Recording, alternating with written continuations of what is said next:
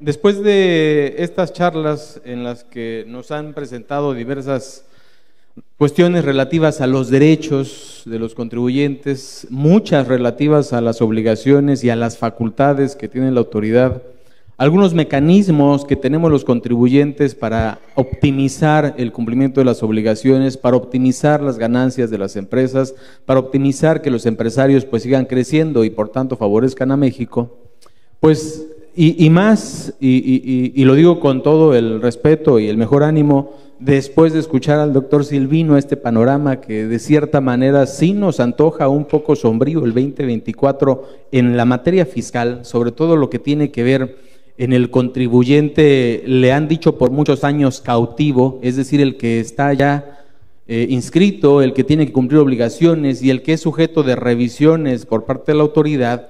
Pues a mí me gustaría comenzar este conversatorio con alguna buena noticia. Las hay, o sea que no todo es malo. Y se publicó apenas, o más bien, ya tenemos algunos decretos de beneficios para algunas regiones, la zona norte, la zona sur, y de repente las personas decíamos, bueno, ¿y cuándo van a llegar los beneficios para todos?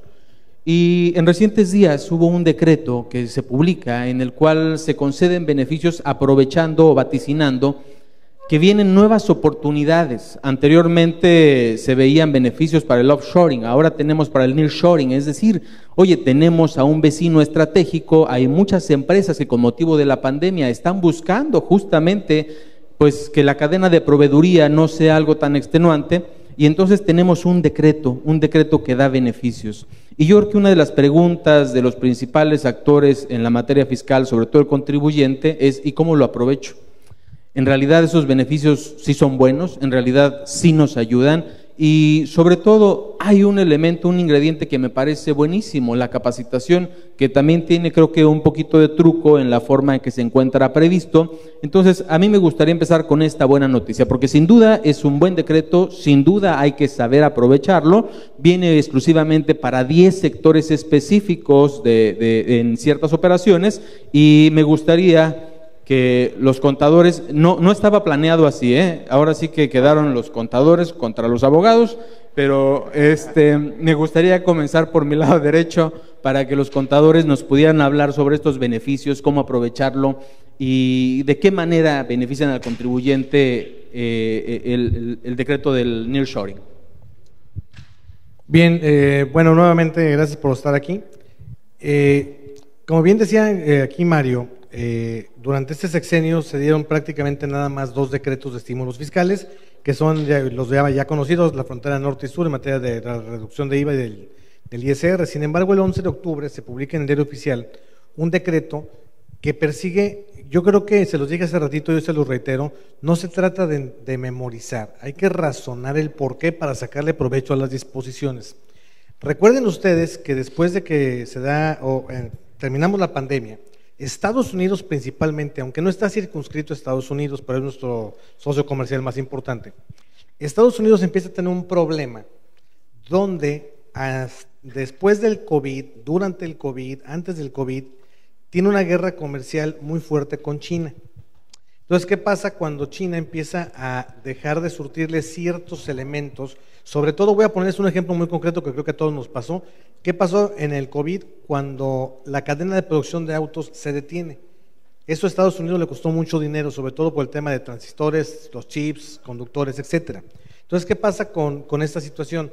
México tiene que abrirse a que el nearshoring, aunque es un término muy gringo, muy rimbombante, no es más que nosotros como país convertirnos en un proveedor estratégico del extranjero o de nuestros socios comerciales más cercanos. En virtud de lo anterior, el 11 de octubre se publica un decreto donde se revive la deducción inmediata de inversiones en activos fijos nuevos. La deducción inmediata, muchachos, no es nueva como figura, ha estado presente desde la ley que estuvo vigente hasta el 31 de diciembre de 2001, en el texto de ley. Después se incorpora en la nueva ley de 2002, que estuvo vigente hasta el 2013.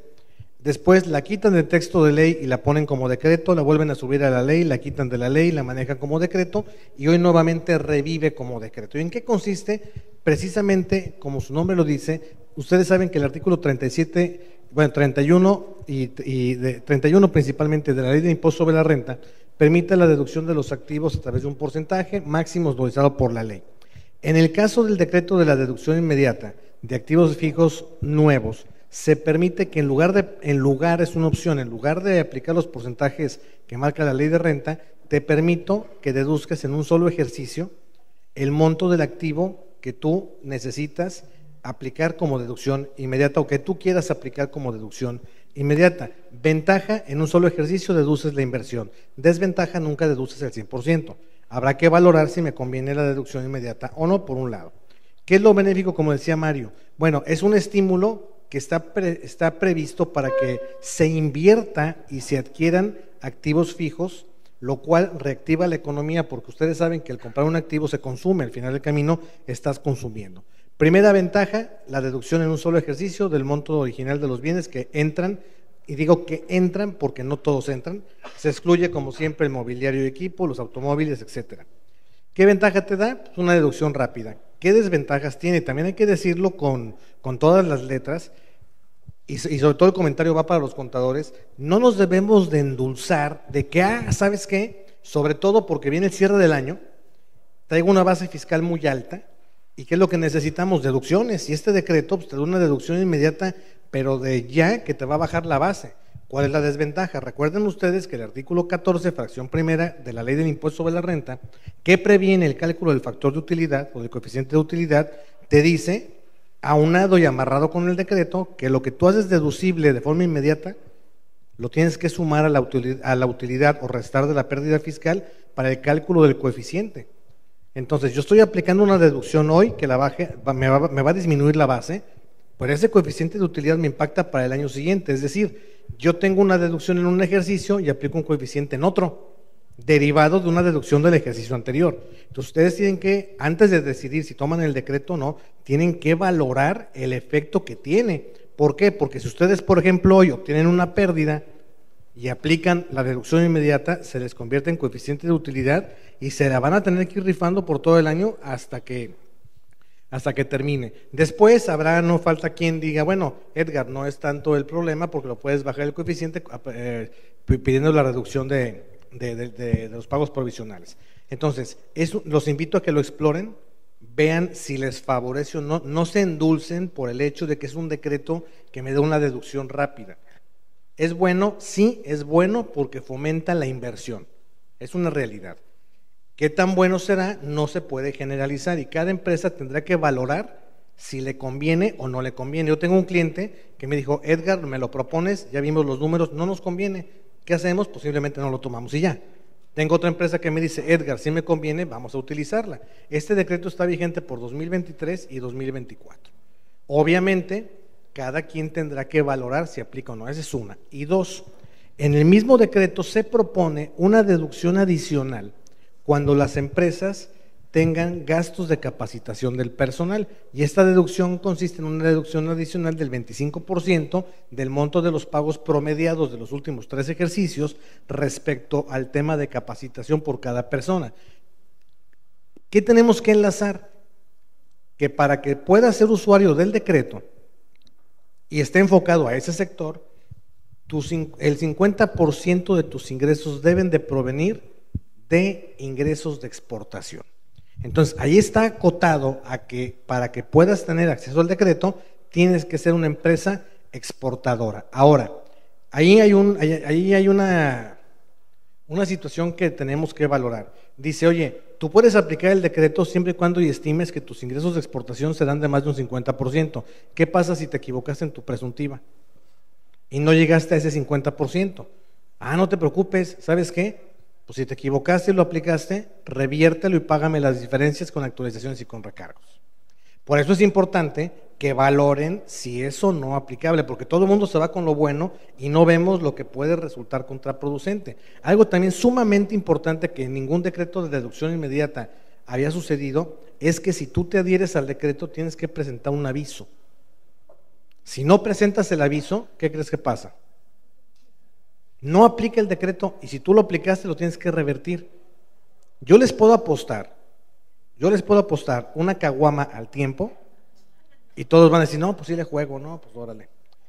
Yo les puedo apostar que mucha gente va o está aplicando el decreto desde que salió publicado y la regla es que tenías 30 días naturales para presentar el aviso. No hay formato. ¿Cómo lo presentaron?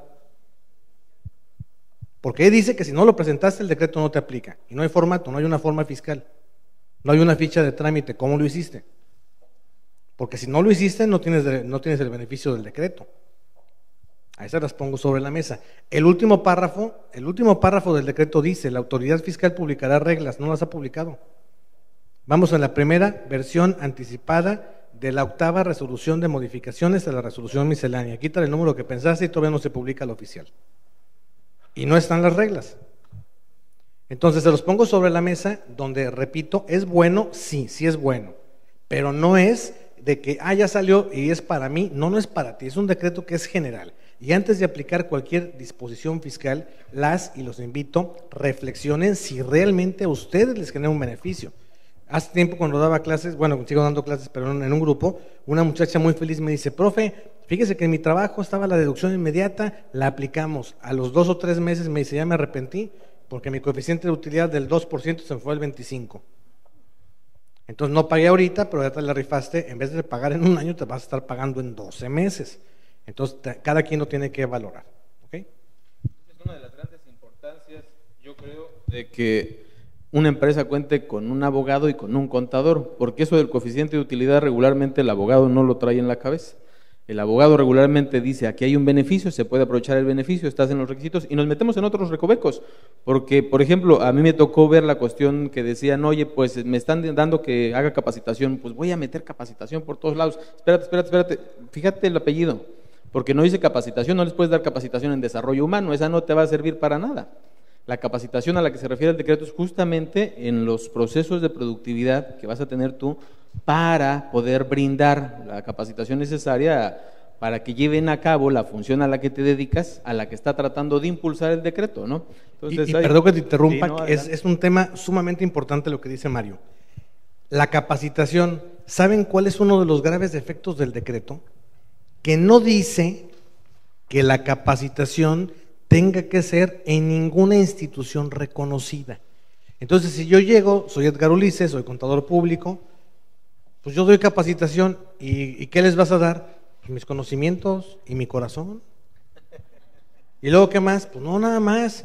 Eso propicia que si yo soy un malandro, que no lo soy, digo, nomás es un decir, no lo vayan a apuntar, que si yo soy un malandro, puedo conseguir facturas infladísimas de capacitación de Juan de las Pitayas y no tengo que acreditar que el que dio la capacitación tenía la capacidad técnica para darla. O sea, fíjense, es un grave defecto del decreto. ¿Estamos de acuerdo? Entonces, insisto, tiene sus recovecos, pero gracias. Gracias a ti. ¿Algún comentario, mi estimado Romeo? Bueno, la verdad es que Edgar, pues ya dijo todo, ¿no? Todo lo publicado. Falta lo que no han publicado. Ya no te pareces tanto a Pedro así con luz. Es que en la mañana los veía yo medio oscuros, ¿no? Entonces, por eso. Miren, veo gente muy joven aquí y probablemente no les tocó lo que es una deducción inmediata. Y les voy a poner una parábola, no parodia, parodia es otra cosa, para que más o menos lo puedan sensibilizar. Vamos a suponer que a un muchacho que estudia afuera le dan de mensualidad para sus gastos como estudiante, le dan de mensualidad 3,000 pesos. Es un decir, puede ser menos, más, no sé. Y su papá le dice: oye, ¿qué prefieres? ¿Te doy 30,000 pesos en enero? O sea, lo de 10 meses. ¿O te doy 3,000 pesos mensuales? O sea, es decir, 36. Entonces, depende del tipo de muchacho. Si es un muchacho que dice: oye, me cae el dinero y ahorita yo negocio con el de la pensión y le hago lo mismo, nada más que le consigo un mejor descuento. Y ahorita hay una oferta, no sé, de internet, que si pago el internet del año, me lo dan a la mitad. Y empieza a hacer cuentas y sí le conviene tener menos, pero tenerlo ya, dice, dámelo a mí. Va.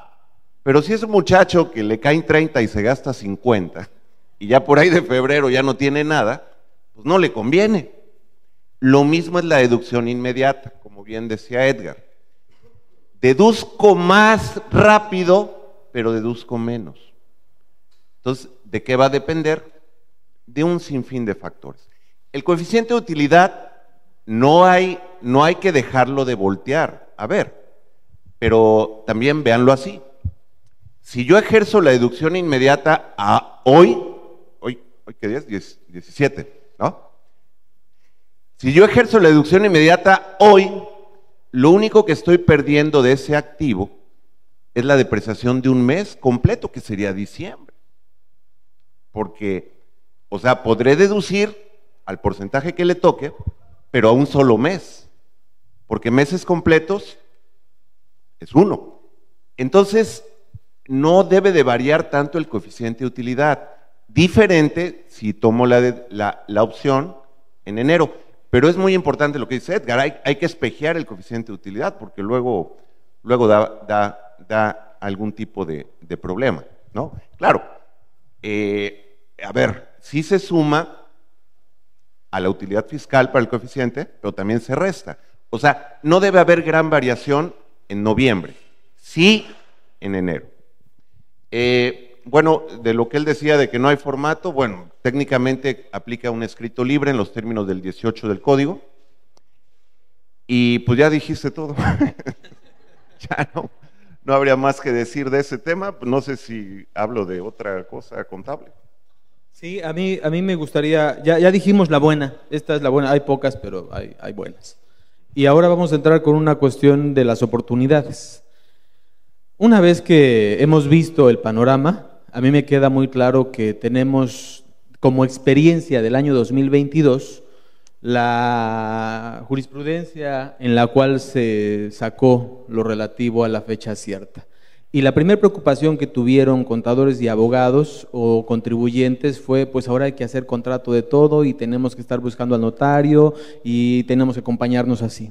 Otra de las cuestiones que en 2022 nos dio de qué hablar fue la materialidad, y entonces los contadores, los abogados y los empresarios de repente decían, pues ahora hay que documentarlo todo y hay que sacar fotografías y hay que buscar el testigo y en fin, que nos empezamos a preocupar de más, y ahora ya tenemos pues justamente esa cuestión de la ansiedad fiscal, ¿no? La que acaba de salir ahora en la película Intensamente, que todos traen, así nos vemos nosotros.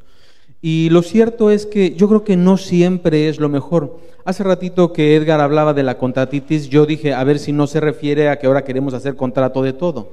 Y hay empresas que de repente quieren hacer contrato de todo, pero en la mayoría de las operaciones no da oportunidad de hacer contrato de todo y menos de hacer buenos contratos de todo. Yo he visto muchas ocasiones que los contratos, en vez de ser una ayuda, es un obstáculo, y entonces le ponemos ahí no sé cuántos requisitos, y cuando llega la autoridad le dice, bueno, pues dame los entregables que dice tu contrato. Pues no tengo nada, ese contrato lo saqué de internet, y pues ahí decía que me ibas a entregar que un reporte, que me ibas a entregar que una estimativa, que me ibas a entregar esto, ¿y dónde están? Pues tú solito con tu contrato te acabas de poner en la torre, ¿no? Entonces, a mí me gustaría, antes de pasar al aspecto contable, que es la solución, a ver, porque ya llevamos 1-0, a mí me gustaría ver la reflexión por parte de los abogados, que en su caso creo que es valioso el hecho de poder sugerir cuál es la actitud ante estas circunstancias que ahora nos da el 2023. En el 2023, el escenario que yo veo por parte del contribuyente promedio, no ni los grandes ni los chiquitos, vemos una autoridad que de repente está siendo oportunista. Y esto lo veo con los últimos oficios en los cuales se notifica a los reciclo que salen de reciclo. Oye, me lo dices hasta noviembre. En noviembre, cuando tengo que corregir hasta enero, es decir, me vas a obligar con las incertidumbres que produce el mismo 113, con las incertidumbres que enaltece todavía, que magnifica la resolución miscelánea, la regla que establece cuál es la forma de operarse, pero me lo dices hasta noviembre. Me disfrazaste una facilidad para presentar mi declaración hasta octubre, para que en noviembre sea que me saques y entonces tengas posibilidad de recaudar justamente lo que te debía haber pagado antes. Tenemos unos comunicados que no son cartas de invitación, que no son requerimientos, pero que han puesto a temblar a muchos contribuyentes por las diferencias existentes entre el valor de actos que ellos están reportando y lo que dicen los clientes. Y además tenemos un portal electrónico del Servicio de Administración Tributaria que tiene más fallas este año, que yo casi estoy seguro, no sé cuál sea la visión de ustedes, pero ha sido el año en que el portal ha tenido más fallas. Fallas para presentar la declaración en abril, yo todavía estaba en Prodecon en abril y la noticia de diario era contribuyentes hablando, no me dejó presentar la declaración.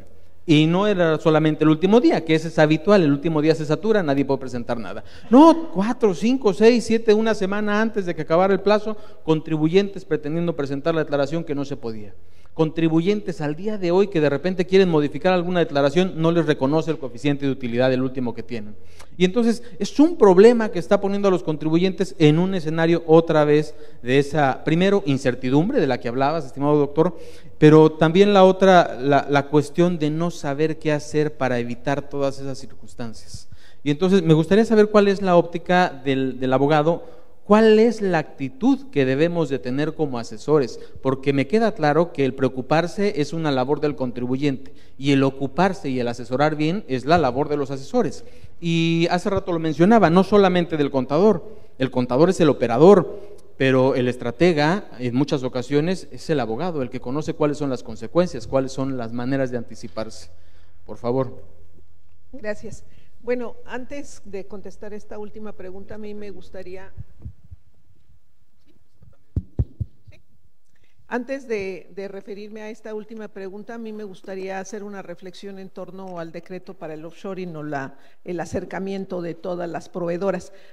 Hay que tomar en consideración que en caso de que nos apliquemos un beneficio al cual no tenemos derecho, como sería el supuesto de perder el beneficio porque no cumplí con los requisitos, específicamente del aviso, estaría tipificada la conducta como delito de equiparable a defraudación fiscal. Entonces, de un aparente beneficio administrativo resulta que ya estamos en un problema de carácter penal. Entonces sí, efectivamente hay que tener mucho cuidado. Bueno, punto y aparte, en relación a este último planteamiento de, bueno, nos exige cada mes más la autoridad, no me aclara las cosas, incurro en error y después me dice, bueno, partiendo de que en México aplica la autodeterminación y tú tienes que enterarte y verificar si efectivamente encuadras, hay dos comentarios que me gustaría realizar. El primero es que el beneficio me lo plantea, pero todo estímulo y beneficio siempre históricamente se ha reflejado, tiene un efecto colateral. Entonces, valorar el efecto colateral. Cuando nos dice, por ejemplo, para el respaldo de todas las operaciones, acredítamelo frente a notario e inscríbelo en el registro público, pues sí lo podemos hacer, nada más que si es una empresa que tiene que hacer el registro de 50 contratos o de 70 contratos, el costo que tiene es sumamente alto. Entonces, ahí buscar alternativas jurídicas, legales, que no me vaya a decir la autoridad que no me lo acredita. Entonces, una de las formas que se ha identificado es cuando me dice, acredítame la materialidad, realízalo frente a notario. No necesariamente tiene que ser frente a notario, porque lo que nosotros podemos hacer es el depósito de esos contratos en una jurisdicción voluntaria. Entonces, yo puedo depositar 150 contratos que no tienen ningún costo. En el momento en que la autoridad me diga, vamos a hacer la verificación si efectivamente se llevaron a cabo en el mes de enero del 2022, yo lo puedo acreditar fácilmente porque lo hice frente al juzgado. Entonces, son alternativas que tenemos que no nos las da la autoridad, pero que sin embargo jurídicamente es viable. Y me recuerdo un aspecto importante que es, por ejemplo, el que las normas oficiales mexicanas se establecen el que debemos de implementarlo, si bien es cierto que no son ley, tienen efecto vinculante o tienen fuerza de ley. Esto implica la implementación, porque si no va a haber multas muy altas a partir del mes de diciembre de este año precisamente, incorporar todos los mecanismos y obligaciones en torno a el teletrabajo. Por otra parte, incorporar también todas las medidas para evitar el riesgo psicosocial de los trabajadores y la que ya tiene más tiempo, implementar las medidas para evitar el acoso sexual y el acoso laboral. Entonces, la pregunta ahí es, pero es que son muy costosas. Sí, pero la respuesta sería, de acuerdo a lo que establece el artículo 27 de la Ley del Impuesto sobre la Renta, dice que van a ser deducibles exclusivamente lo que sea estrictamente indispensable. Al establecer una norma que tiene fuerza de ley que es necesario que lo implemente, constituye un elemento cierto para decir que es estrictamente estrictamente indispensable. Entonces, todos los gastos que se generen serán deducibles de impuestos. Nada más ahí hay que tener cuidado. Yo no puedo ir a contratar una persona que me dice que es muy bueno, que tiene mucha experiencia, pero que sin embargo no me avala con documentos todo este expertise. Entonces, tendré que contratar a una institución educativa reconocida para que ella me firme el contrato, me dé el CFDI como institución educativa y yo no pueda tener, o más bien yo no tenga problemas a la hora de la deducción, independientemente de que haya auditoría o no. Y es un poco lo que habíamos comentado, si en la forma de contratar y de generar el servicio, desde ese momento no integramos, por ejemplo, en la apertura del curso de capacitación, hojas de evaluación, que además lo pide, que se evalúe cuál fue el servicio que se dio, la calidad, fotografías y todo lo necesario, pues si yo lo voy a pretender integrar cuando ya me llegue la auditoría y me diga, no sé si realmente tuviste 30 o 50 empleados capacitándose, pues difícilmente lo voy a integrar porque a lo mejor ya ese personal, como hay rotación, ya ni siquiera está en la empresa. Entonces, eso se tiene que programar todo el protocolo para integrar todos los mecanismos de prueba y en caso de que llegara a haber una auditoría, yo tengo mi bitácora, mi protocolo, fotografías, respaldo, grabaciones de todo lo que se hizo. Entonces, a mí me parece que podría yo sintetizar diciendo previsión en la implementación de las disposiciones. Pero no sé qué opines, abogado. Muy bien. Bueno, muchas gracias. El tema de la jurisprudencia de fecha cierta es del 6 de diciembre de 2019. Por lo tanto, entra en vigor al día siguiente de su publicación, que fue sábado, no se trabaja, domingo menos, y entonces digamos que empieza, por así decirlo, por ahí del 9 de diciembre de 2019. El problema que hay con este tema de la fecha cierta es que también la jurisprudencia nace de una contradicción de tesis, la Corte define esa contradicción, y en la práctica lo que está pasando es que la autoridad fiscal está pidiendo fecha cierta a diestra y siniestra, y sean ejercicios posteriores a 2019 o anteriores.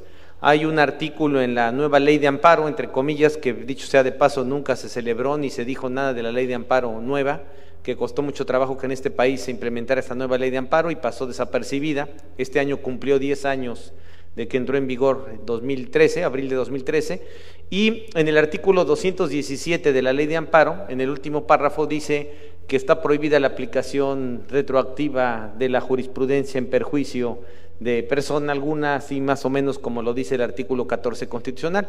Esto abre un tema interesante porque sabemos que la ley es la que se establecía que la regla general es que sea prospectiva, no retroactiva, puede ser ultraactiva en algún momento, pero no retroactiva, salvo que beneficie, pero en materia fiscal no aplica esa situación.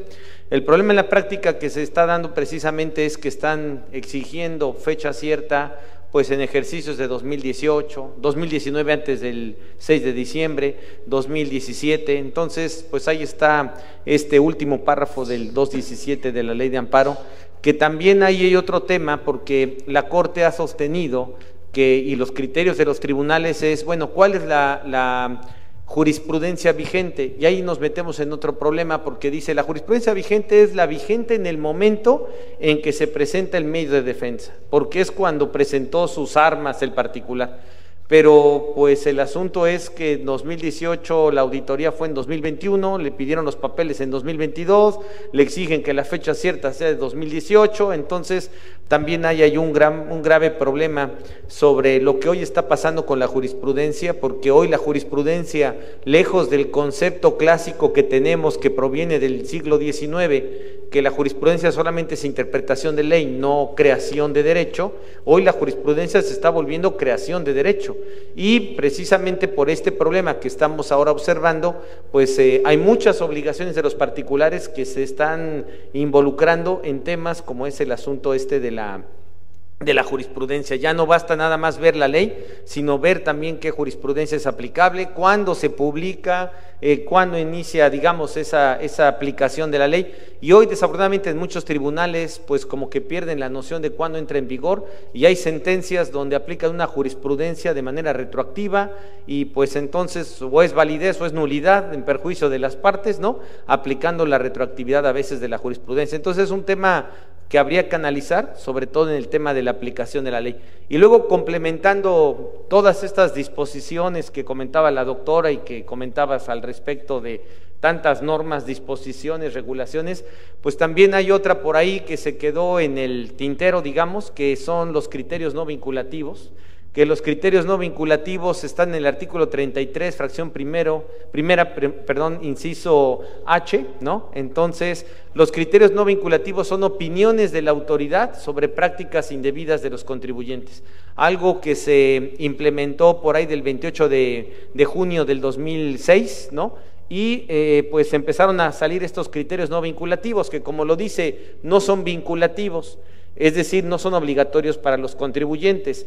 Pero este año, después de que desaparecieron los criterios no vinculativos este sexenio, no sé si ustedes me puedan confirmar eso, pero se les olvidaron los criterios no vinculativos y en mayo salió esto de las pensiones privadas o los planes privados de pensión y pues también generó ahí un problema de que entonces es obligatorio y bla, bla, bla, bla. Son criterios no vinculativos.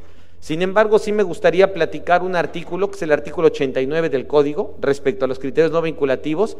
El 89 de Código, sobre todo que ustedes son asesores, en materia fiscal, muchas ocasiones el contribuyente, lo que comentábamos en la comida, ¿verdad?, quiere un escrito firmado por la doctora Palomino, y si no, pues no, entonces hay que firmar el documento. Y esto es una práctica muy común en materia fiscal, una opinión que pide la autoridad. Entonces, el asunto es, chequen el 89 de Código, porque dice que si mi opinión que yo preparé, que se la di a mi cliente, puede ser contraria a un criterio no vinculativo, y no lo digo en ese escrito, la multa es de 25,000 pesos como mínima.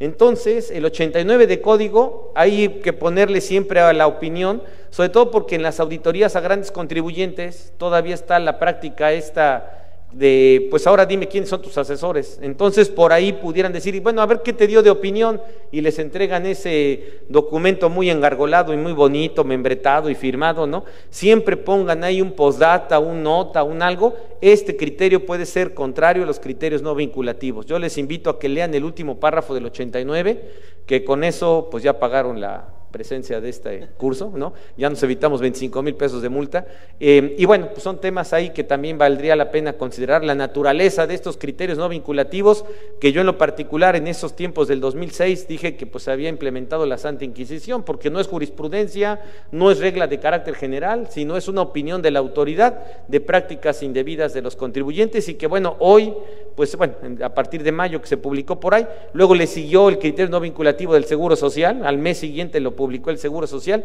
y bueno, son temas que digamos complementan toda esta baraja de regulaciones, disposiciones que también hay que pues no perder de vista, ¿no? El espantasuegras fiscal, ¿no? Que no te hace daño, pero cómo te espanta cuando sales. Así es. No, y además hay serios problemas porque esto está vinculado con obligaciones para el asesor fiscal en relación a las operaciones reportables. Si bien es cierto que solamente se debe de presentar la informativa cuando se haya generado un beneficio para la empresa que se asesoró de más de 100 millones de pesos, también existe la obligación de dar una constancia de que no consiste en operación reportable. Entonces ahí hay una vinculación en donde en la auditoría que le practiquen al particular, pues puede incidir ahí en que, a ver, estos recibos que tienes, ¿de qué son? Pues de un asesor fiscal, ¿por cuánto? Por tanto, ¿quién es? Perenganito de tal, vamos a auditarlo. Y le pueden auditar no solamente operaciones reportables, sino esto que acabamos de comentar del 89 de Código Fiscal, y también las obligaciones que tenga en torno al beneficiario controlador. Y únicamente como sugerencia, yo lo que hago es que si se dan asesorías, y para no encuadrar en el 89, se pone una nota que no obvio señalar que es de acuerdo y de conformidad al artículo 89, último párrafo de Código Fiscal de la Federación. Deslindo toda responsabilidad. Y por otra parte, a mí me gustaría también comentarles que hay que tener mucho cuidado con los protocolos de pago dentro de la empresa, porque recuerden que para efectos de la constancia de cumplimiento de obligaciones, la vigencia del documento es de 1 mes para obligaciones de carácter fiscal, pero para efectos de la constancia de cumplimiento en materia de seguridad social es de 1 día. Entonces, si yo le pido la constancia y resulta que me la entrega el día de hoy, pero se le va a entregar el cheque la próxima semana y hay irregularidades, no me sirve de nada la constancia. Entonces, tiene que establecerse un protocolo que para iniciar el trámite de pago de las facturas me tiene que traer la constancia de cumplimiento de obligaciones, que tiene vigencia de 1 mes, y que la constancia de cumplimiento de obligaciones en materia de Seguridad Social me la tiene que entregar al recibo del cheque, para que cuando yo reciba el cheque, en ese momento estaba vigente la constancia y no había no había una opinión negativa. Pero si yo se las pido al inicio, el problema que yo voy a tener es que si hay algún problema me van a decir, esa es tu culpa, porque la vigencia es de un día y tú lo emitiste el cheque con 3 o 4 o 5 días o los que sean. Y eso entendemos que son procesos que tiene que tener la empresa. Por eso precisamente nosotros tenemos que prever que la constancia de cumplimiento en materia de seguridad social la deben de entregar en el momento de la entrega del cheque. Si hoy te entrego el cheque, hoy me entregas la constancia. Es que no llegue, entonces lo necesito para el próximo martes, que es día hábil, pero vuelves a pedir la constancia, no me sirve la del viernes. Eso ha generado mucha incomodidad y disgusto de proveedores, pero ¿es eso o generarme yo un problema en una auditoría donde me digan, no me lo acreditaste y te he dado los elementos para que lo pudieras respaldar? Y así se está conduciendo la autoridad, entonces pues más vale prever. Sí, gracias. Creo que la prevención es eso. En relación con la cuestión de la fecha cierta, yo no soy tan bueno recordando, la verdad es que mi talón de Aquiles es la memoria, por eso siempre acudo a la ley, porque capaz de que o me reforman algo o me equivoco. Pero por ahí del 203, si no mal recuerdo, del Código Federal de Procedimientos Civiles, cuando habla de la fuerza vinculante, más bien de la fuerza probatoria de los documentos privados, dice, bueno, esta la va a gozar de ella con otros elementos. Y es ahí cuando nosotros siempre como abogados, y ya también los he escuchado también a los contadores, eso de adminicular. Y retomando también lo que decía usted, doctora, al final del día es tener los documentos desde el momento en que nace la operación y no tratar de adminicularlos hasta el momento en que tenemos la contingencia, ¿no? Pero incluso cuando salió esta jurisprudencia que se hacía mucho revuelo, y yo creo que durante unos 3 meses todas las capacitaciones iban en relación a los efectos que iba a producir, mucho se decía, pues en realidad lo que está diciendo la jurisprudencia, que es la tarea de la jurisprudencia, está interpretando lo que dice la ley. Y el Código Federal de Procedimientos Civiles nunca ha obligado a que todo lo pases ante un fedatario. Lo que ha dicho es que si no tienes ese elemento del fedatario público, bueno, entonces tienes otros elementos, ¿no? Un elemento como el que nos acaba de dar usted, pero otros elementos que regularmente los contadores ya tienen o que tienen a su disposición. Y entonces aquí me gustaría que nos hablaras tú un poquito de la solución, porque yo me acuerdo que al menos aquí en Veracruz, el de auditoría fiscal, el administrador, en muchas ocasiones, en muchas mesas de trabajo, cuando me tocaba acuerdos conclusivos, siempre me decía, esos documentos ya los debe de tener porque están en su control interno. Y muchas veces el contribuyente o el contador dice, ¿cuál control interno? Me gustaría que nos hablaras un poquito del control interno, porque a mí me han dicho que esta es la solución a este otro problema. Yo creo, no creo, estoy convencido que los contadores, y el comentario va específicamente a los contadores, tenemos que hacernos más profesionales. Yo creo que ya basta, y lo digo con todo el debido respeto, ya basta de ser contadores campechanos, rancheros, malhechones. ¿A qué me refiero? Y si estoy equivocado, se vale que me lo digan, porque yo no tengo la verdad absoluta, ni pienso jamás tenerla. Sin embargo, es momento, creo que es un buen parteaguas el haber estado en este foro con grandes especialistas, creo que es momento de que cambiemos nuestro chip y nos enseñemos a ser profesionales. Vamos a quitar ahorita de momento la parte fiscal, porque el control interno no es fiscal, y ustedes lo saben. El control interno deviene de una rama contable que se llama auditoría. ¿Y para qué es el control interno? Para poder tener, fíjense, acuérdense la definición que les dieron en la escuela o que vimos en la escuela. Control interno es una serie de pasos y procedimientos para tener, y lo dice la norma contable, para tener razonablemente certeza de que las cifras contables son correctas. No dice jamás que sean exactas ni que sean perfectas, dice que sean razonablemente correctas. Ahora sí, a lo que tú me preguntas, mi estimado Mario. Si yo sé que la autoridad quiere que me vista de payaso, que me ponga zapatos morados, la corbata como el Juanito que andaba en Iztapalapa, pues si no, no es deducible el pago, ¿qué tengo que hacer como profesional de la contaduría? Establecer un control interno con el contribuyente. Quitémonos, se los dije ahorita que platiqué con ustedes, quitémonos de la cabeza que eso es para los grandes. De acuerdo a cómo es el sapo va la piedra, lo dice el dicho, ¿no? Aquí es la misma. La empresa es pequeña, pues el control interno va en la medida de las operaciones de la empresa o del contribuyente. Voy a hacer una compra Fíjense, voy a hacer una compra y repito, si la operación es simulada y después la andan parchando, ya están dando patadas de ahogado, porque andan viendo cómo se salvan de un pecado que cometieron, ¿va? Pero si la operación es real, bueno, oye, le voy a pedir al proveedor un material, un producto, ¿qué les cuesta hacer si ya no quieren llenarse de papel porque la tendencia cada vez va menos para allá? Pues un correo y llevar un récord de correos. ¿Qué les cuesta? ¿Les cuesta mucho dinero? Nada. Oye, proveedor, Patito SADCB, te encargo esto. Ah, ¿cómo no? Te pido y le ponen ahí nota. Necesito que me contestes si sí me lo surtes, si no me lo surtes, en cuánto me lo surtes. Fíjense cómo vamos estableciendo un archivo electrónico. De tal suerte que si en algún momento de la vida del contribuyente le cae una revisión de un año o de una operación, ya tienes tu expediente. Oye, ya entró la mercancía al almacén, bueno, pues ya no manejamos todo con sistemas, aunque sean sistemas manuales si quieren. Oye, una notita de entrada, el producto sale, una notita de salida.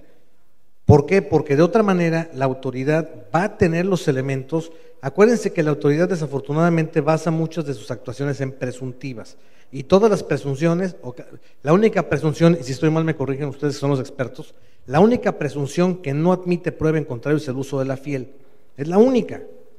De ahí en más, todo se puede presumir en contrario, ¿no? O se puede aclarar, por así decirlo. Entonces yo creo que vamos cambiando nuestro chip y en cada área de nuestro trabajo tenemos que hacernos más profesionales. Yo les puedo asegurar, desde mi muy personal punto de vista, hoy el contador debe de dejar lo fiscal en número 2 y ponerse a trabajar en lo contable número 1. Se los dije ahorita, no esperen ser buenos fiscalistas si no son buenos contadores.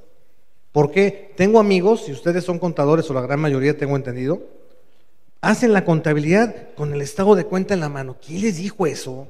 ¿A qué escuela fueron? A lo mejor fue una escuela de cocina. A lo mejor sí va. ¿Quién les dijo eso? Eso no es cierto. Hay una sentencia del tribunal, no es jurisprudencia, es una sentencia del Tribunal Federal de Justicia Administrativa que dice que la autoridad podrá, no dice fundamentar, dice la autoridad fiscal podrá motivar resoluciones si no se cumplieron las NIF. ¿Sí saben lo que son las NIF? Sí existen, ¿eh? O sea, no crean que es un cuento, no, sí son reales. Entonces, si ya un tribunal dio un punto de vista en una sentencia donde dice que la autoridad podrá motivar resoluciones por no cumplir las NIF, la pregunta es, ¿cómo andan ustedes en NIF? ¿Ustedes creen que la autoridad no se prepara? Que lo hagan bien o mal no estamos discutiendo eso, estamos discutiendo en que la autoridad se está preparando. Ustedes también por eso están aquí. Si la autoridad se preparó nuestra obligación profesional es ir, si ellos van al 1, yo ya voy al 10, porque si no, me quedo atrás en la carrera. Y el día de mañana llega la autoridad, empieza a cuestionar y empezamos a parchar operaciones. Eso ya no puede ser, tenemos que hacernos profesionales. Yo recuerdo hace más de 20 años que tengo en esto, ¿qué hacíamos a fin de año como planeación fiscal? Bríncate los folios, ahí al rato los llenas, porque eso era lo que hacíamos, porque se podía. Y yo también lo hice, ¿eh? Todo el mundo lo hacíamos porque se podía. Hoy puedes dejar folios de una factura en blanco, pues si la timbras con día, hora, minuto y segundo de cuando la expediste o te la expidieron. Entonces creo que en abono de control interno, en definición es establecer las herramientas de un ciclo administrativo dentro de una entidad. Ustedes lo conocen, yo lo conozco. ¿Es difícil establecerlo? ¿Es difícil? Y dicen que no, ¿y por qué no lo hacen? Ahí el problema. Entonces yo los invito como reflexión nada más profesional, tenemos que dar un pasito más, fíjense, al margen de no disponer más tiempo del necesario. Siempre el contador se anda quejando, es que me pagan bien poquito, es que son malos para pagar los clientes, los míos, y no es presunción, mis clientes no me pagan tarde. ¿Por qué? Porque les doy algo diferente que los demás. Si les voy a dar lo mismo que todos, pues al cliente le da lo mismo comprarle al de enfrente que el de la esquina. Pues es la misma y todavía regateando, no, me voy con el más barato. ¿Qué le ofrezco al cliente para que valore mi trabajo, que valore mi talento? Quiero ganar más sin ofrecer más, pues estamos mal de la cabeza. Yo ofrezco más y por eso que ofrezco tiene un precio, en prestigio y en dinero. Pero si voy a ofrecer lo mismo que 100, por eso el trabajo se devalúa. Si me vas a ofrecer lo mismo dentro de un marco de 100, me voy con el más barato. Lo mismo me da este que aquel, pues me voy donde me cuesta menos. Moraleja, no dejemos de prepararnos, no dejemos de capacitarnos y sobre todo reflexionen. Tenemos que hacernos el hábito del estudio. Yo tengo dando clase más de 20 años, o 23 para ser exactos, y siempre lo que le digo a mis alumnos, la escuela empieza cuando terminas la universidad, no cuando te inscribiste. Muchas gracias.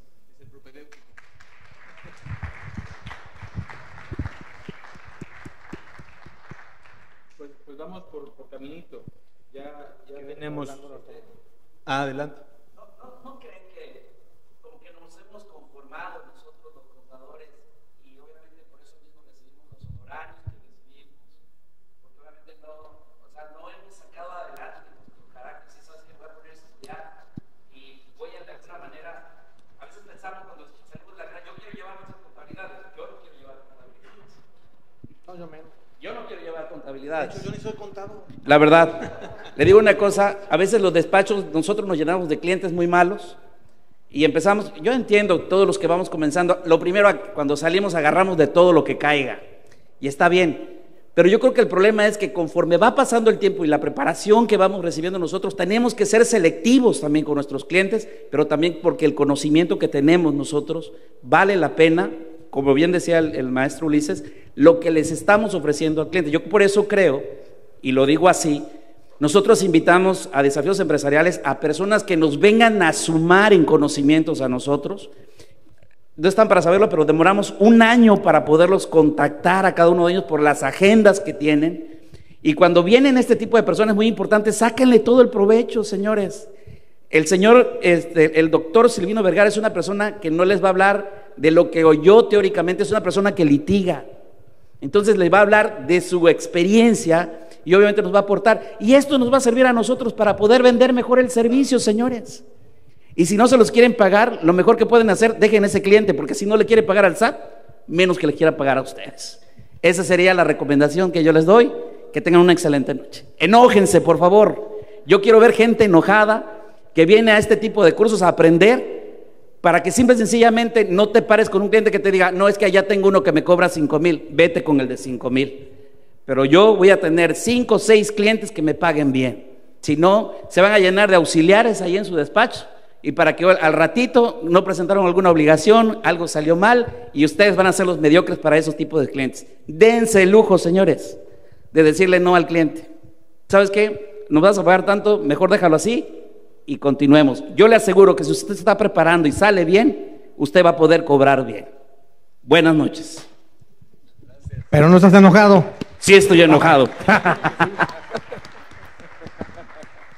Oigan, pues después de la solución, que es esto del control interno, y que yo puedo respaldar que así es, hace ratito que hablábamos de los acuerdos conclusivos, que hoy tuvimos dos perspectivas, uno desde quien lo diseñó y otro quien lo ha ocupado, porque me consta que lo he ocupado yo. Yo de hecho al doctor Silvino lo conocí en una mesa de trabajo ahí en Prodecon Veracruz. Es valiosa tanto uno como la otra, porque al final del día quien lo diseñó lo hizo para que sirviera al contribuyente quien lo pueda aprovechar. Pero una cosa que yo como operador del acuerdo conclusivo puedo decir es que el acuerdo conclusivo, como bien dijo López-Gatell, sirve para lo que sirve y no sirve para lo que no sirve. Sirve para el contribuyente que quiere resolver la situación de fondo, que tiene los elementos y que necesita de un tercero que pueda mediar entre una autoridad necia y el contribuyente que tiene la razón y posiblemente no ha aportado todos los elementos. Para eso sirve el acuerdo conclusivo. Para cuestiones formales, pues efectivamente, para eso están los medios de defensa ordinarios. Vete a un recurso, bueno, y el recurso, pues posiblemente tampoco, porque el recurso lo resuelve la autoridad, pero sí un juicio contencioso administrativo, y no el juicio de resolución exclusiva de fondo, sino en la vía ordinaria, ¿no? Pero lo cierto es que cuando entramos al fondo, muchas veces sale esta solución, tanto en los juicios de resolución exclusiva de fondo, con las periciales, que son una parte elemental de ese juicio, en los juicios ordinarios, que también cuando peleamos la situación de cómo se calcula, de la forma en que se documenta, de si esos elementos son los idóneos conforme las NIF, pues es la óptica a la que se ve. De repente los abogados equivocamos la tarea del perito y le decimos, oye, dime tú cuál es el régimen aplicable, y hay magistrados que hasta nos dicen, oye, el régimen aplicable, yo soy abogado, yo lo sé, no me traigas a un contador que me explique a mí la ley.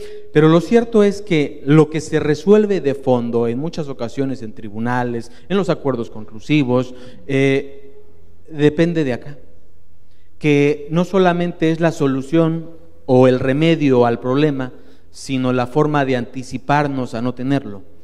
Estamos en una era, creo yo, hace rato hablaba la licenciada Diana, estamos en una nueva era en la que, a pesar de que se supone que ya todo tiene que ir siendo horizontal, yo dudo mucho que la relación jurídico-tributaria en algún momento sea totalmente horizontal con las autoridades.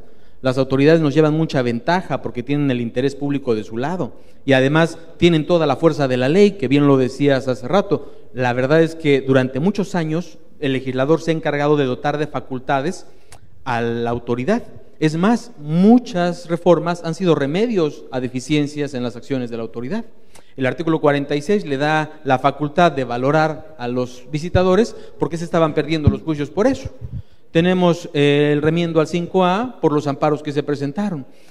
Es decir, el legislador advierte que algo está fallando y le vuelve a dotar a la autoridad los elementos. Entonces, no estamos como para seguir nada más confiándonos de las cuestiones formales o la cuestión de la interpretación, sino que ya lo dijo tanto la parte de los abogados como la parte de los contadores, la solución está en anticipar, en prevenir, en documentar, en hacer cada vez más eficaz nuestra contabilidad, así como la relación de los hechos que tenemos. Hay una presunción, ahorita que tocaba las presunciones, una de las más grandes que viene tanto en el Código como en la Ley Federal de Procedimiento Contencioso Administrativo. La legalidad de los actos se presume, pero los hechos, cuando tú los niegas contribuyente, la autoridad tiene la obligación de probarlos, y son dos cosas distintas, la legalidad de los actos y los hechos que dan lugar a los motivos.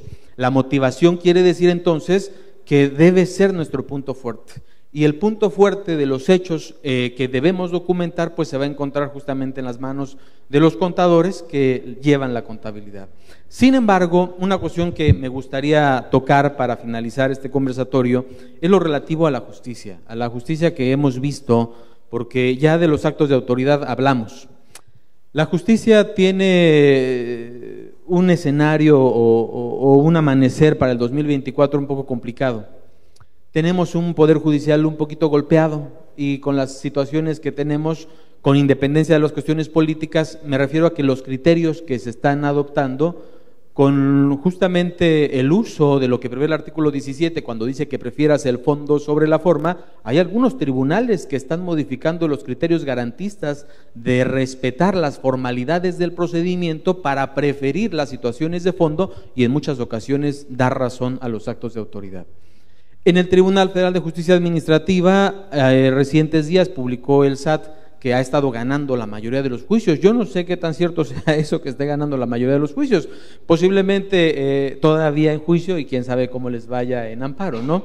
Pero lo cierto es que ya la autoridad está diciendo, oye, les estamos ganando. Quiere decir que o lo estamos haciendo muy bien o ya tenemos de nuestro lado también al tribunal. Hace rato también en la comida el doctor Silvino nos decía algo que está faltando a los operadores de la justicia, pues es justamente que se metan a la academia, que no se olviden de dónde nace la impartición de justicia, que es justamente del conocimiento, porque lo que necesita un juez pues es tener conocimiento para hacerse de un criterio y que ese criterio sirva a la justicia y no a la legalidad, que son dos cuestiones distintas. Y después tenemos una naciente ley de mecanismos alternativos de solución de controversias que viene quizás a sumar a los mecanismos alternativos que ya tenemos, la queja ante PRODECON, el acuerdo conclusivo ante PRODECON, y que le va a otorgar la tarea al tribunal, probablemente, y quizás no lo veamos en 2024, de proponer de qué manera se van a llevar estos mecanismos alternativos de solución de controversias, que habrá que ver qué matices tienen. Pero derivado de todo esto, a mí me gustaría que pudiésemos cerrar con una sugerencia en la cual nosotros digamos, oye, sé que no hay recetas definitivas, pero ¿cómo elegir la defensa que le conviene al contribuyente? Lo mejor es la prevención, pero habrá momentos en los cuales la prevención pues ya no soluciona nada, porque ya tenemos la contingencia del problema enfrente. ¿Cómo elegir el mecanismo de defensa? ¿Cómo elegir el medio por el cual pues vamos a sostener o a garantizar los derechos de nuestros asesorados o incluso de nosotros mismos, porque yo creo que en algunos casos servirá incluso el procedimiento de queja, es más, en algunos casos servirá tocarle la puerta a la autoridad, en algunos otros casos, los casos de aclaración, quizás a veces es mejor una solicitud de prescripción, no sé. ¿De qué manera nosotros podríamos elegir el mecanismo más adecuado para la defensa del contribuyente?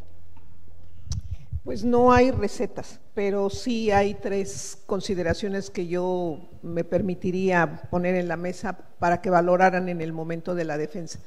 Yo sé que hay muchos abogados que dicen no tiene ningún sentido el que agotemos el recurso administrativo porque finalmente lo va a resolver el superior jerárquico y no va a ir en contra de los propios intereses o del interés público porque le van a fincar responsabilidades. Pero sin embargo yo considero que sí tiene varias bondades el recurso administrativo. La primera bondad es que no van a tener que garantizar, entonces si el contribuyente no tiene recursos, pues vámonos por el recurso administrativo. Y la segunda es que obligamos a la autoridad a que pronuncie en relación a la litis, es decir, no te lo otorgué, no lograste, ¿por qué? Y eso es bien importante porque finalmente cuando nosotros decimos, pues es que no nos autorizan o no nos dio la baja o lo que hayamos solicitado, pero no sabemos por qué. Al agotar el recurso necesariamente la autoridad se tiene que pronunciar. Entonces cuando ya nos vamos al juicio contencioso, ya vamos sobre base cierta. ¿Cuál es el problema? Y la otra cuestión es que, yéndonos al juicio contencioso administrativo, sí es recomendable cuando nosotros tenemos la posibilidad de que el contribuyente cuente con los recursos para garantizar y sobre todo cuando estamos identificando que hay una situación de ilegalidad o inclusive de inconstitucionalidad. Y la otra cuestión es, desde el recurso, no importa, desde el recurso hay que hacer valer los señalamientos de por qué se considera que también es inconstitucional. Esto es un mecanismo para fortalecer y que en caso nos estamos curando en salud, en caso de que perdamos el recurso, en caso de que se pierda el juicio contencioso, cuando lleguemos al colegiado, ahí tiene que revisar necesariamente la constitucionalidad, pero hay que hacerlo valer, o sea, hay que marcarlo, porque si no lo marcamos, pues el colegiado va a decir, pues sí, es evidente que hay una violación, pero solamente se puede solicitar la presentación de la prueba de manera oficiosa en materia familiar o en materia de violencia, pero no en materia administrativa y menos la fiscal. Entonces yo creo que eso es algo que debemos de considerar y lo más importante, ya no limitarnos solamente a la ley nacional.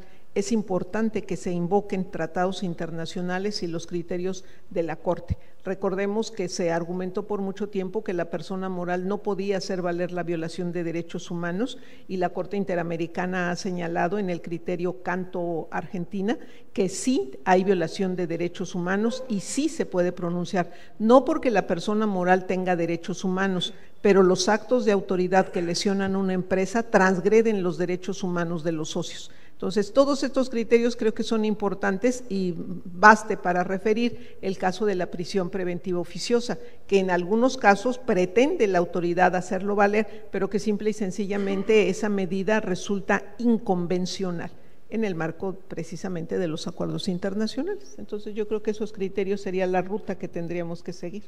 Gracias. Muy bien. Bueno, como lo comentaba la doctora Palomino, en realidad pues cada caso es distinto. Yo creo que hoy ya no es así como algún día las multas que venían por firma facsímil, así abrí el despacho en el 97 y entonces exactamente lo que estaba diciendo el contador Orlando me pasaba. Entonces 15 abogados haciendo recursos de revocación por firma facsímil, ¿no? Entonces, nada más no te equivoques del número de RFC y ya la ganaste, ¿no? Ya cambió la situación, desde luego, cada día se necesita estudiar más. Yo creo que muchos de los que estamos aquí sentados es por eso, porque teníamos la angustia de que ya no íbamos a prestar el mismo servicio porque la firma facsímil dejó de existir hace 25 años. Y luego el otro tema es que hay mucho, digamos, se ha vuelto muy casuístico precisamente porque hay muchas trampas procesales. Lo que decíamos hace un momento en la entrevista que me hiciste favor ahí de hacer algunos comentarios, siempre he dicho que hay una telaraña en los medios de defensa y por eso hay que estarse capacitando, estudiando, viendo el caso muy en particular. Hay dos temas importantes, con esto termino. Uno de ellos es que lo que estaban ahorita comentando era la inercia de los tribunales, de cada día pedirle más pruebas periciales a los particulares. Hay una tesis por ahí de una sala regional, no es jurisprudencia, del Tribunal de Justicia Administrativa, que dice, para acreditar un traspaso de cuentas bancarias, es decir, de mi cuenta Banamex 10 pesos a mi cuenta Bancomer, se necesita de una prueba pericial contable, hasta para eso. Entonces, el tema es que hoy hay que darle mucha importancia a la prueba pericial contable. Creo que muy pocos, con el respeto que merecen, saben desahogar bien una prueba pericial contable. Hay muchos que lo contestan como telegrama el cuestionario, sí, no, sí, no, sí, no, sí, no, y tan, ¿no? Entonces, no es así, es un tema muy detallado. En mi participación yo decía que uno de los temas importantes que tenemos que desarrollar en materia fiscal desde la academia es la teoría de la prueba. Hay todo un estudio de la teoría de la prueba y les recomiendo un libro de Michele Tarufo que habla de teoría de la prueba. Todo lo que hablamos de materialidad es un problema de pruebas, ¿no? Hay ocasiones que nos dicen, oiga, ¿cómo acredito la materialidad? ¿Hay algún libro que lo diga? Pues no, no lo hay, pero la academia ya dio una respuesta y ahí está la respuesta desde la parte académica. Desde la parte contable, como lo decían, hay que reforzar más esa capacidad para poder plantear pruebas periciales en contabilidad. Yo lo que considero, en mi particular punto de vista, y eso lo dejo a la mesa, ustedes toman la mejor decisión, pero yo digo que la autoridad no te puede rechazar una deducción simplemente por decir que no es estrictamente indispensable, cuando resulta que yo soy una empresa de productos químicos y compré el H2O, no sé, -4, y la autoridad dice, esto no es estrictamente indispensable. ¿Cómo vas a ver si no lo hace a través de una prueba pericial? Cuando muchas de las ocasiones la autoridad simplemente dice es insuficiente, no es correcto, te faltan pruebas. La autoridad tiene también la necesidad de motivar las resoluciones y es un tema que hemos abandonado ahí en ese orden de ideas, donde habría que explorar, por ejemplo, cuando la autoridad habla de materialidad, de razón de negocios, pues la razón de negocios la da una licenciatura que es la administración de empresas. No hemos, digamos, explorado periciales en administración de empresas como debería de ser, porque precisamente la señora que contrata al mesero, pues lo hace porque hay una razón de negocios para contratar a ese, para hacer esto, el otro, ¿no? Entonces, ahí es un tema que hay que explorar, el tema de las pruebas, ¿no? Y precisamente relacionado con el tema de las pruebas y con esta telaraña, y con esto termino, pues hay una trampa procesal muy delicada en materia contencioso-administrativa desde hace muchos años. Hubo una imprudencia de interpretar mal el artículo 1 de la Ley de Procedimiento Contencioso Administrativo, donde se establece por jurisprudencia desde julio de 2013, que las pruebas que no se ofrecieron en una auditoría o en el recurso ya no se pueden ofrecer en el juicio. Entonces, si en una auditoría la atendimos como Dios nos dio a entender, faltaron pruebas, nos determinan un crédito fiscal, el recurso, aunque diga la ley que es optativo, en realidad se vuelve obligatorio.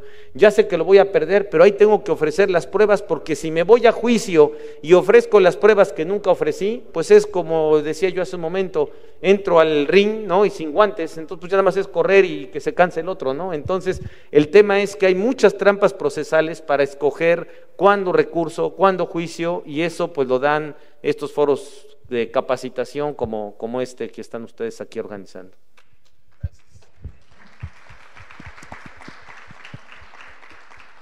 Pues sin duda yo creo que como resultado de Desafíos Empresariales 2024 podemos concluir que lo primero que debemos tener nosotros es capacitación constante, porque el plus que se puede dar es justamente el estar actualizado, y si lo ven en el mismo orden en que hoy fueron dándose las charlas, tenemos como que una receta, no específicamente aplicable, pero sí empezamos justamente conociendo la ley, lo que tenemos desde hace muchísimo tiempo, que no sabemos a veces cómo aplicarlo, ahí nos hablaron de CUFI, ¿no? Entonces, lo primero, conocer lo que dice la ley. Una vez que conozcas lo que dice la ley, pues de ahí pasamos justamente al tema de las complicaciones que la ley trae, conocer las obligaciones que tenemos y las facultades de autoridad, que al final del día, cuando nosotros hablamos de un compliance y te dicen, oye, vamos a meter el compliance adicional a la cuestión de control interno, pues te dice, primero pones los valores y después pones qué obligaciones tienes que identificar todas las obligaciones, porque esas son riesgos. Una obligación no cumplida es un riesgo que se puede materializar, por lo tanto, identificar todas las obligaciones. Cuando tengas todas las obligaciones, pasas con las facultades. Conocer qué facultades tiene la autoridad para saber cómo las tiene que ejecutar, para saber también tú cómo vas a poder afrontar esas facultades que realice la autoridad. Y después de ahí nos fuimos al tema si no me equivoco, seguimos contigo, ¿verdad? No, con ella fue lo de las facultades, pero me está faltando uno. Porque salió un momento. Ah, Diana, me faltó la licenciada Diana. Bueno, con Diana hablamos de derechos de los contribuyentes, seguíamos hablando de esa cuestión. Después pasamos a una cuestión relacionada justamente con las estrategias que podemos utilizar para optimizar el cumplimiento de las obligaciones y hacernos de los beneficios legales que se encuentran dispuestos. Economía de opción, ¿de qué manera puedes utilizar la ley para beneficiar más a la empresa sin que esto sea ilegal, sin que esto represente un riesgo? Y entonces nos habló el licenciado, el doctor Edgar, justamente, el maestro Edgar, de la forma en que nosotros, en las herramientas que tenemos en la ley, podemos optimizarlo. Entonces, siguiente paso, inventar. Pero no inventar, me refiero a la cuestión de ponernos creativos, de decir, pues ahora voy a crear una nueva figura. No, reinventar la forma en que está actuando la empresa con lo que dice la ley para efecto de beneficiarla u optimizar las ganancias que tiene, optimizar las oportunidades, para concluir con lo que nos habló el doctor Silvino, que es la cuestión de defensa fiscal, ser ahora sí que crudos en la visión que tenemos de las actuaciones de las autoridades, ser críticos con los actos de autoridad, porque una cuestión que a mí me parece muy importante es que el contribuyente se inconforme, que el contribuyente se queje, que el contribuyente no solamente soporte. Vemos muchos actos de autoridad y en muchas ocasiones el contribuyente tiene la decisión de, oye, pues pagar una defensa, a mejor soportarlo, pagar esta multita chiquita, pues aunque no lo crean, eso va motivando un poquito más a la autoridad de que ese tipo de herramientas son herramientas de recaudación.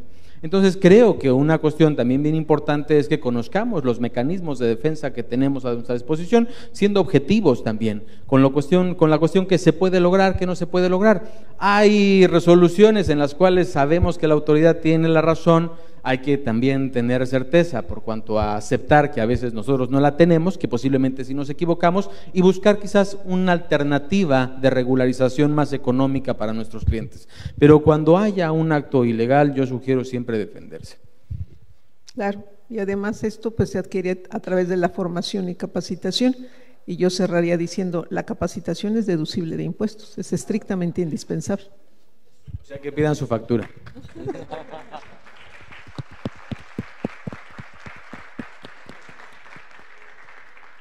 Muchísimas gracias a los ponentes y gracias sobre todo a ustedes por el favor de su atención, por el tiempo que han invertido el día de hoy, más que dinero lo que haya salido. Yo creo que el tiempo, un día del puente, creo que está muy bien invertido. Muchísimas felicidades, enhorabuena y que sigan capacitándose día con día. Felicidades. No se vayan.